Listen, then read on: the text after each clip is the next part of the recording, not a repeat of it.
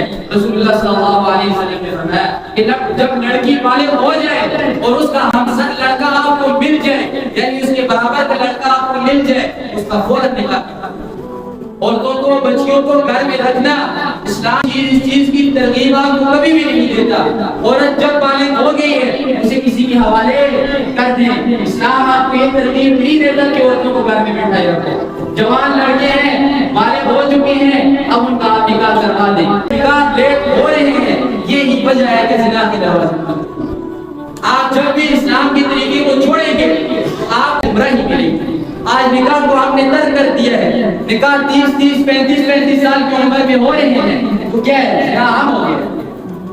اب زنا جس طرح آپ کو راستے میں گری پڑی چیز ملتی ہے، اسی طریقے سے آپ کو زنا کے موقع فراہم ہوتے ہیں۔ اس کی وجہ کیا ہے کہ ہم نے حق حلال چیز کو، اللہ اور اس کے رسول کی بتائی ہوئی چیز کو ترک کر